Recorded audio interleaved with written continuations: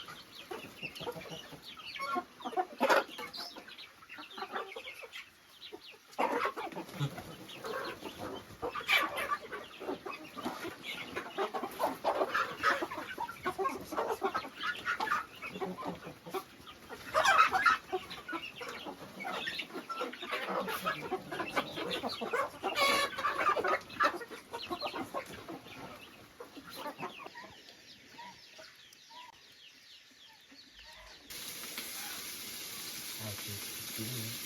À mà em ơi, trước Tết ấy thì vì có mời hai vợ chồng anh Hằng với lại bác đến chơi mà sao lại muốn anh Hằng với lại bác nhỉ? thế em cũng nói kia hôm qua thì em quyết định hỏi rồi, nhưng mà Tết ấy thì mình đông người ăn cơm thì hỏi chút một chuyện, nên là em cũng hơi thắc mắc là không biết làm sao mà không thấy chị do về ăn cơm. Thì hôm nọ rõ ràng nó bảo là anh này thì mời hết cả nhà về ăn cơm mà, nhưng mà sao không thấy chị ấy về ăn cơm ấy, Ừ. không biết làm sao nữa. Này cũng không biết được nữa thì hôm trước đấy bố cũng có đi gặp anh Hằng mà không biết là có chuyện gì không, mà về cũng chả thấy bố kể. Em không biết được hay là tí gì, tí lúc nào bố về mình được hỏi bố hay. Tí nữa hỏi bố xem thế nào. Tối qua em cũng định hỏi anh Hằng rồi, nhưng mà em định hỏi bảo là sao chị dâu Huy thấy rồi, nhưng mà em cũng thấy ngại quá cũng không dám hỏi. Thì mọi lần ấy anh thấy anh Hằng đi đâu ấy, thấy chị Nhật cũng đi theo, mà sao đợt này mình mời anh đến ăn cơm mà không thấy chị đấy đến thì anh cũng thấy hơi lạ. Thì hai vợ chồng anh chị thì đi đâu thì cũng hay đi theo nhau mà. Thi thoảng thì anh ấy không đi làm việc ấy, thì anh ấy vẫn theo chị ấy đi bán hoa quả bán rau các thứ, mà sao mà mình mời về ăn Tết mà lại không thấy chị ấy về. Biết là có chuyện gì không, chứ đáng lẽ thì anh phải đưa cả vợ đến ăn Tết với bố chứ. Thì tối qua chỉ thấy anh với bác về thôi, chứ em không thấy chị ấy về, em cũng thấy hơi lạ. Mà em thấy hình như sắc mặt của anh ấy không được tốt cho lắm anh ạ. Thấy anh ấy hơi buồn buồn nữa, tôi thấy ít nói hẳn đi rồi. Trước thì hai vợ chồng mình gặp anh ấy ở đâu thì anh ấy hay nói mà nọ kia về ăn Tết với nhà mình ấy, thì thấy anh ấy ít nói lắm, không thấy nói nhiều, với lại không thấy cười nữa. Không biết là có chuyện gì không. Chắc cũng không có chuyện gì đâu, chắc là chị ấy bận được gì không. Hay là chị ấy có anh em xung quanh nhà nào mời đi ăn Tết, hay là chị ấy đi ăn Tết nhà anh em làng xóm ở gần, thì cũng không biết được. Hôm nọ em cũng không biết là chị ấy có điện thoại không, em cũng không được lấy số để mà gọi hỏi thăm chị ấy. Thì thường thường thì anh hay gọi anh Hằng thôi, thì em cũng không có số của chị Nhật để mà hỏi xem như nào.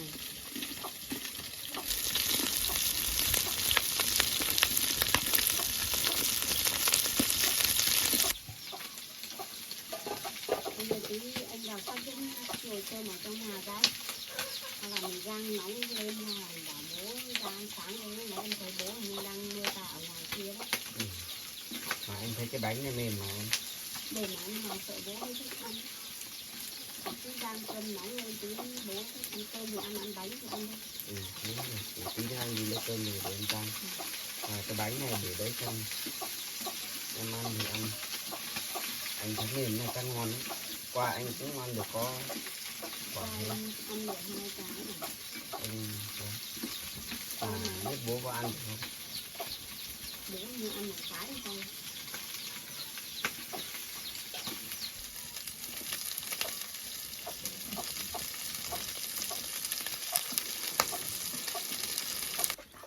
Còn ạ, qua mưa vẫn rột ướt từng này. Bố sửa lại cái chỗ này. Vâng, đây sửa đi. Này chắc hôm nào phải lấy lá cọ về là thêm bố ạ. Vâng, để sửa nó tạm đó. Dạo này cũng mưa nhiều quá luôn, nó rột xuống. Là này mưa quá bố ạ. Bố sửa cái chỗ này thì nó đã rồi.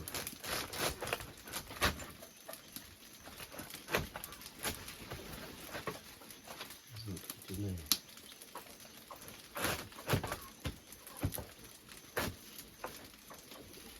Này chắc tại thời gian này mưa nhiều quá bố ạ. Mà cái mưa được một tuần này rồi. Này chắc ngấm hết ở trong này rồi nên là bây giờ mới như thế. Vâng.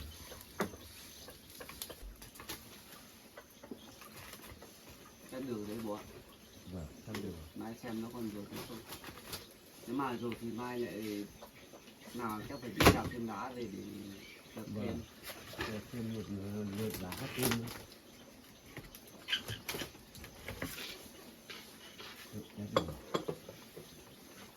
Em bảo xong chưa? Cái thảo máy mà ăn thì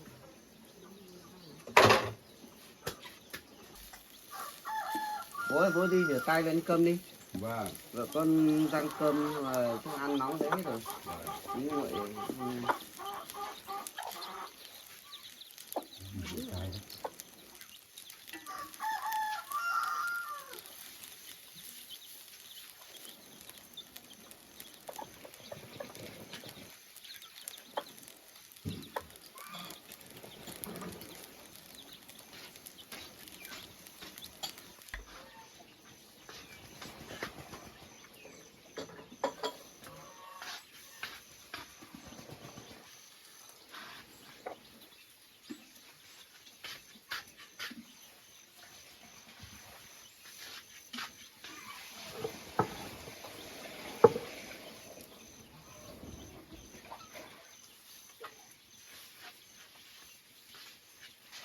chưa?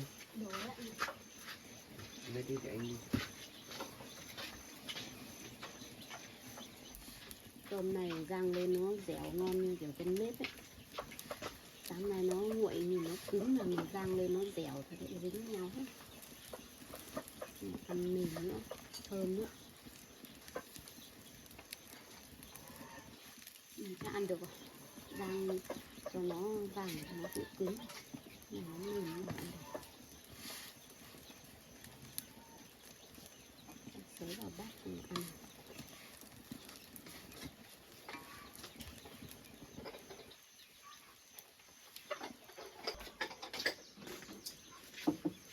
Anh ơi lấy bát đi ra. Con gọi bố ra ăn sáng. Bố về ăn sáng bố ơi. Vâng. Con làm cơm nước nhanh chứ nhỉ? Rang lại bát cơm hôm qua rồi bố ạ. Nhưng mà nó mềm lắm. Vâng.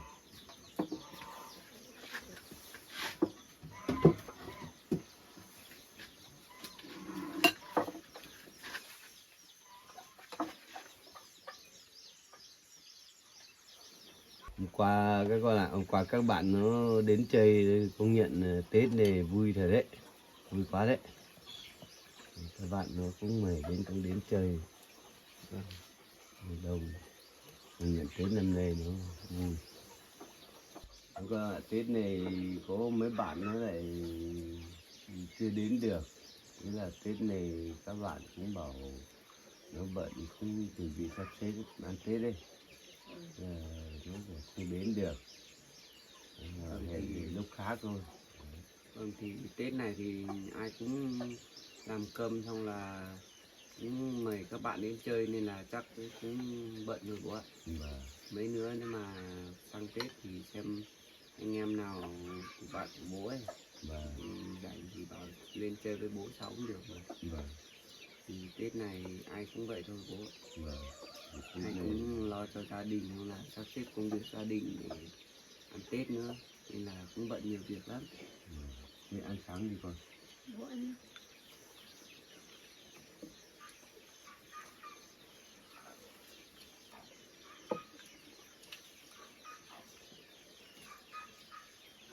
Em gắp thịt ăn. Con gắp ăn đi.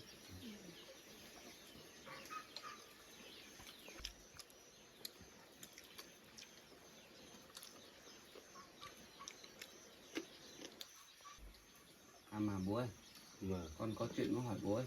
rồi thì con cứ nói đi. Mà hôm qua ăn Tết mời anh Hàng với lại cả chị nữa mà sao mỗi anh Hàng với lại bác đến mà chị dâu lại không đến nhỉ? Và không biết chắc con dâu nó gần Tết nó bận việc không đến được hay sao. Thì con cũng thấy lạ, mọi khi thì anh đi đến đâu thì chị cũng đi theo mà sao đợt này không thấy chị đến chơi nhà mình ấy, nên là con cũng thấy là lạ nên là con mới hỏi bố. Thì đợt trước bố bảo là bố đi chơi với anh mà Vâng, không thấy về, không thấy bố nói gì. đợt trước bố cũng lên chơi với con nhưng mà cũng chả có việc gì đâu để xảy ra đâu. Thế hôm qua nó lại không thấy con dâu đến thì chắc là con dâu nó cũng chuẩn bị sắm Tết các thứ rồi, nó bận việc nó không đến được.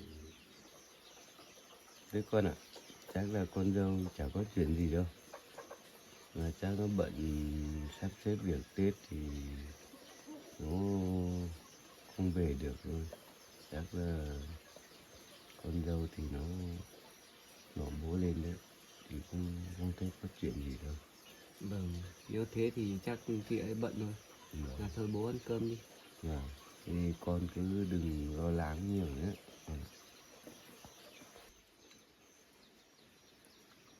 Thế bố có chuyện gì?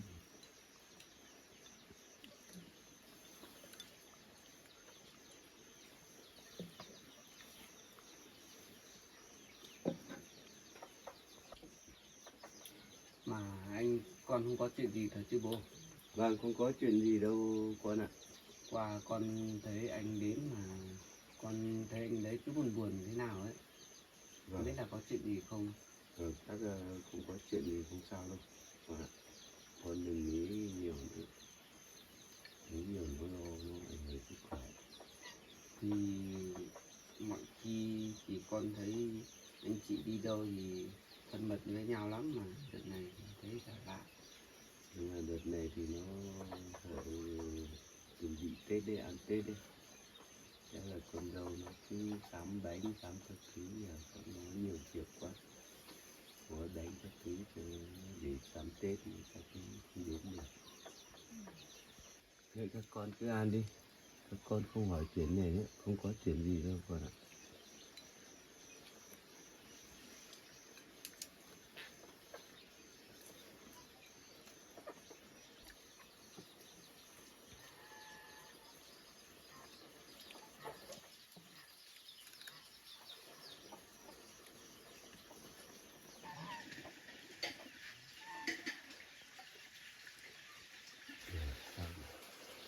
Cái đứa con cứ toàn hỏi mình như thế nhỉ? Cứ hỏi cái chuyện này, đứa con dâu cả. Mà mình cũng không thấy nó cái gì cả. Con dâu nó không cho nó biết thì nó cứ tìm tòi nó hỏi. Mà nó không nói biết, nó nói đừng thứ. Cho nên mình mới hỏi như thế. Thế không biết thế nào. Bây giờ là đứa con hàng ấy, con trai ấy, hai vợ chồng bây giờ nó cũng bỏ nhau rồi, ly hôn rồi. Nhưng mà chỉ vẫn giấu không cho đứa con biết. Mà sáng nay là thấy đứa con hỏi như thế, mình phải giấu đi, không thì đứa con nó biết thì nó nghĩ nhiều, nó ảnh hưởng sức khỏe. Cho nên mình làm cha mình phải giấu nó, không cho nó biết. Anh lúc nãy mình nói đến chuyện của anh Hằng ấy, cũng thấy bố như kiểu là có chuyện gì giấu mình ấy. Không biết là có chuyện gì nữa. Lúc mình nói đến thì cứ thấy bố lẩn tránh à. Mình thấy mặt bố buồn buồn gì ấy, không biết là có chuyện gì mà bố phải giấu mình thế, không nói cho mình biết. Hay là tí anh đi ra kia hỏi xem là có phải là bố giấu mình chuyện gì thật không. Cũng không biết được. Bố cứ ngồi đấy biết bố suy nghĩ chuyện gì nữa. Thì bố đang ngồi ở kia chăm chú lắm, không biết là bố đang nghĩ chuyện gì.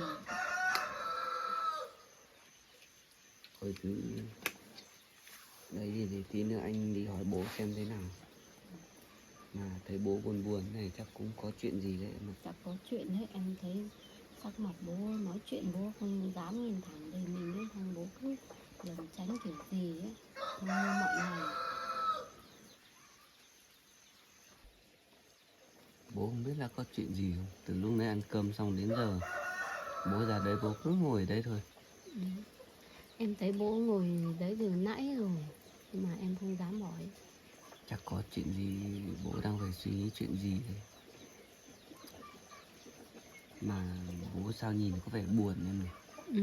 Thì lúc nãy ăn cơm ấy anh không để ý à, thì mình cứ hỏi đến chuyện vợ anh Hằng ấy, chị Nhật ấy, cũng thấy về ăn Tết cùng gia đình mình thì thấy vẻ mặt của bố thay đổi, lại cứ thấy buồn buồn. Thôi hay là em đưa đấy nhá. Để anh ra kia anh hỏi khéo bố xem thế nào. Anh cứ hỏi từ từ xem bố có nói không. Anh hỏi đi, em nấu cái nồi thức ăn để cho con chó Ừ. nó hết thức ăn. Vâng. Vâng. Bố có chuyện gì mà bố ngồi đây buồn thế bố? Không có chuyện gì đâu con ạ. Từ lúc nãy ăn cơm con cứ thấy bố ngồi đấy suy nghĩ là con không biết là bố có chuyện gì không. Giấu vợ chồng con. Không có chuyện gì. Con ạ, không có chuyện gì đâu con ạ. Thì con cứ đừng nghĩ nhiều. Con cứ bình tĩnh đi. Không có chuyện gì đâu. Thì có chuyện gì thì bố cứ nói cho con biết đi để con cùng nhau giải quyết. Chứ con thấy bố lúc ăn cơm con hỏi đến chuyện anh Hàng với chị Nhật ấy, thì con thấy bố cứ ngồi đấy bố buồn. Không, hai vợ chồng nó cũng không có chuyện gì đâu. Hai vợ chồng nó mới sống là bình thường thôi con ạ. Con cũng đừng nghiên cứu nhiều, đừng suy nghĩ nhiều nó ảnh hưởng sức khỏe hết. Thì anh chị đây có chuyện gì à? Thì con thấy bố ngồi đây bố buồn lắm. Thì có chuyện gì thì bố cứ nói cho con biết đi. Thế bố không phải là giấu vợ chồng con đâu. Bố đã nói rồi là thế là không có chuyện gì đâu con cứ yên tâm đi. Thì con thấy bố từ hôm mà đi gặp anh Hằng về ấy, thì con thấy bố cứ là lạ nào ấy. Mà không có chuyện gì đâu, hôm đi lên đấy bố đi lên chơi rồi mà. Với hai vợ chồng con thôi. Thì cũng chả có chuyện gì đâu. Không có chuyện thì cứ bảo con. Thì từ đấy đến giờ bố cứ con thấy bố cứ ủ rú thế nào ấy, bố đi thăm các anh về bố cũng chả thấy nói với vợ chồng con câu nào. Mà bây giờ thì bố từ hôm qua anh Hàng về ăn cơm thì con thấy bố cứ không thấy chị theo sau, bố cứ thấy buồn buồn thế nào ấy. Còn lại hai vợ chồng nó vẫn sống thực tế thôi, sống chuyển thôi, chẳng có việc gì xảy ra đâu. Thì con có hỏi bố là anh Hằng với chị ấy ở với nhau đâu, hay là anh Hằng với chị có chuyện gì à? Bố giấu con à? Không, không có chuyện gì đâu con ạ. Con hỏi về anh đấy thì con thấy bố ấp úng lắm. Hai vợ chồng nó vẫn sống bình thường thôi. Thì bố có chuyện gì thì bố cứ nói cho con biết đi. Dù gì thì cô với con với anh Hằng cũng là anh em người một nhà mà. Thì bố cũng đừng giấu vợ chồng con chuyện gì nữa. Dù gì thì từ hôm con thấy bố đi gặp anh đấy về thì bố cứ ngồi suy nghĩ một mình thôi. Nên là bố cứ không phải giấu giếm như thế đâu. Sao đứa con cứ toàn hỏi cái chuyện này. Giờ mà giấu không cho nó biết thì sợ ngày mai nó lại thắc mắc mình chứ. Rồi bảo rồi cho nó biết thì sợ nó lại lo nhiều. Thôi thì cứ bảo cho nó biết thôi. Sau nó đỡ lo. Nên chuyện nào xảy ra thì mình cứ nói đi. Thôi con ạ, bây giờ bố cũng nói này. Là tôi hai vợ chồng hỏi thì nó cũng ly hôn rồi. Sao lại ly hôn bố? Bố cũng không nói được. Thế Hằng ra tòa ly hôn hết rồi. Thế sao bố lại không nói cho vợ chồng con biết? Bố nói mà bố bảo bố nói thì sợ con nó lo nhiều quá thì bố không dám nói. Rồi thì bố cũng nói là bảo con như thế. Thì thằng nào qua về cơm con cứ thấy anh đấy buồn buồn. Thì trước đây thì anh đấy đi đâu thì vợ anh đấy cũng đi theo, mà qua về ăn cơm với gia đình mình con cũng không thấy vợ thì đi theo, mà con cứ thấy nghi nghi. Không biết là hai vợ chồng anh có chuyện gì không. Hóa ra là anh đấy ly hôn rồi. Và hôm bố lên nó bảo hai vợ chồng nó ly hôn rồi. Hàng ở đấy được hơn được 10 năm, hơn 10 năm rồi, không có con. Ừ, nó ly hôn. Ừ, lại cơm nữa. Thì đến nói nữa con không có con nữa. Thì Hằng tôi thích thì nó bỏ đi. Thì nó ra tòa, nó lên đơn thấy ra tòa nó ly hôn hết rồi. Mà bố có hỏi anh đấy có chuyện gì khác không? Chứ sao anh đấy lại suy nghĩ về chị Nhật như thế? Vì thì ngày xưa thì anh chị cũng sống với nhau được mười mấy năm rồi. Đấy bố hỏi nó thấy đứa con Hằng cũng không thấy nói cái gì. Đấy. Cái thôi nó bảo là ly hôn rồi, không có con thì nó ly hôn rồi, cứ nói thế thôi. Thì chuyện con cái thì cũng phải từ từ chứ bố, sao tự dưng lại vì cái chuyện đấy mà lại ly hôn với nhau được. Chắc là có chuyện gì khác thôi. Chứ bây giờ nếu mà hai vợ chồng mà yêu nhau như thế thì nếu mà không có con thì mấy nữa thì đi nhận con nuôi cũng được mà. Sao cứ nhất thiết phải ly hôn làm gì? Con ạ, mình cũng không ở được với các con, bây giờ lấy lại lịch của các con như thế nào thì bố cũng không nắm được. Bố cũng người khác ở này thì cũng không biết, không rõ được. Thì bây giờ thì anh đấy cũng có cuộc sống riêng, mình cũng có cuộc sống riêng, nên là con cũng không ít khi gặp anh đấy, mà con cũng không ngờ là anh đấy lại ly hôn như thế. Và đấy, bây giờ bố mới cho con biết đấy, thế là hai vợ chồng đã ly hôn rồi. Trước thì con thấy anh chị đấy yêu nhau lắm mà, sao lại xảy ra những chuyện như thế được? Vừa rồi là bố cũng không dám nói cho con biết. Thế mà con cũng hỏi bố mãi rồi đấy, bây giờ bố mới nói cho con biết thôi. Tình hình cái là đấy, Hằng thì nó đã bỏ vợ rồi. Bố cũng nghĩ cũng khó lắm nhưng mà không biết làm thế nào được. Thế đáng lẽ có chuyện gì thì bố cũng phải nói cho vợ chồng con biết chứ, sao bố lại giấu vợ chồng con? Chuyện này cũng lớn lắm chứ bố. Chuyện thì cũng chuyện lớn mà, nhưng mà bố cũng không dám nói cho các con biết để các con lại nghĩ nhiều, nó lại không đi làm được việc nào việc kia thì nó lại dạo vì đồng tiền nó không kiếm được, nó tốn thời gian. Đấy con ạ, hôm bố lên đấy, thế là hai vợ chồng nó bỏ nhau là bây giờ nó hai mẹ con nó khác ở cái liều bé bé đấy, ở trong khe cơ. Nó bố đi bảo bà mẹ nó đấy, ở đường xong bắt đầu mới bảo bà mẹ nó dẫn bố đi thì mới biết là hai mẹ con nó khác ở cái liều, cái túp liều bé bé thôi. Ở trong khe bên dưới có mấy thửa ruộng mà đường đi rất khó lắm, cần đi bộ thôi, cũng đi tránh đường cái chứ đi xa lắm. Khổ thật anh Ham thật.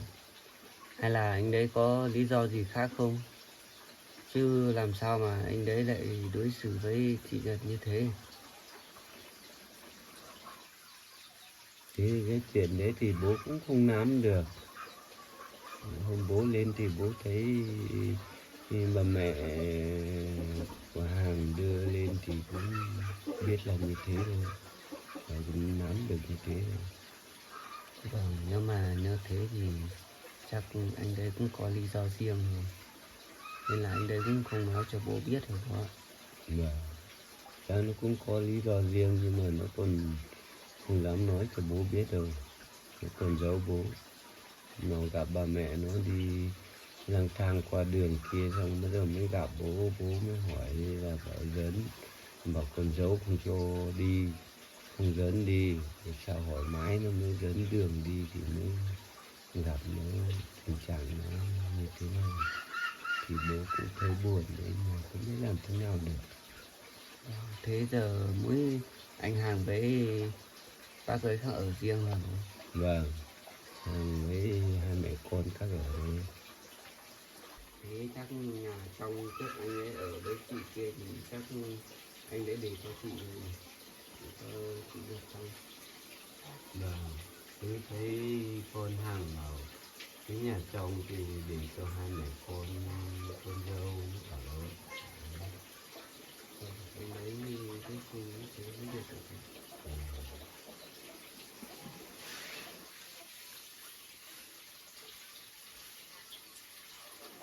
Giờ thì mình đã nói cho đứa con biết thì sợ đứa con nó buồn, nó còn suy nghĩ nhiều ấy. Không nói ra thì cái đứa con nó bảo bố giấu con thế nọ thế kia. Bây giờ nói ra thì sợ các con suy nghĩ nhiều không buồn. Anh nói chuyện với bố thế nào, biết chuyện gì? Thì anh hỏi mãi thì bố mới nói. Có chuyện gì? Ra thì nên anh đi hỏi bố ấy. Đầu bố cũng không nói đâu. Mà về sau thì anh hỏi mãi thì bố mới nói.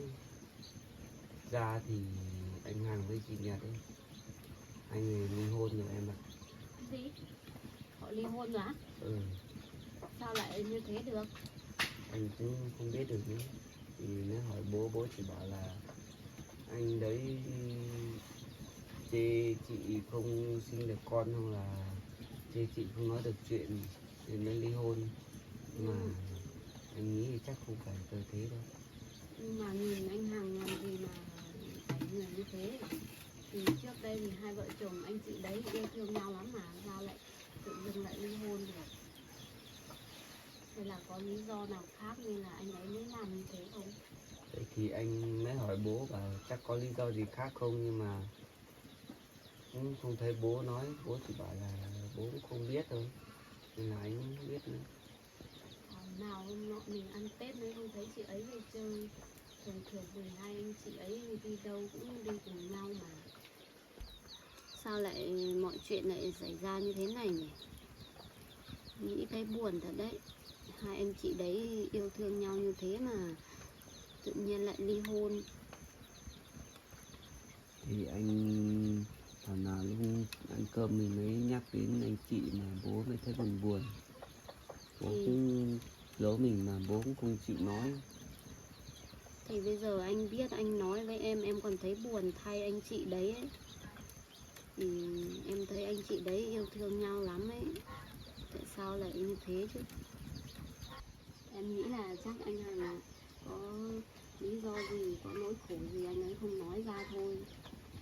Anh ấy sợ làm gì liên lụy đến vợ hay là có lý do nào đấy thôi, chứ em nghĩ không phải là lý do mà chê chị ấy không nói được chuyện hay là chuyện không sinh được con hay gì đấy mà anh ấy ly hôn đâu anh ạ. Anh cũng đang nghĩ như thế. Chắc là anh đấy có chuyện gì giấu thôi. Chứ mọi chuyện thì làm gì đến nỗi anh nhìn anh đấy như thế làm gì mà bảo là chê vợ này thế nọ. Thì hai người cũng sống với nhau được hơn 10 năm rồi. Thế anh chị đấy ly hôn rồi thì bây giờ anh Hằng anh ấy sống ở đâu? Anh hỏi bố bảo là anh Hàng bây giờ sống ở trong khe ấy, ở cái khe nào ấy.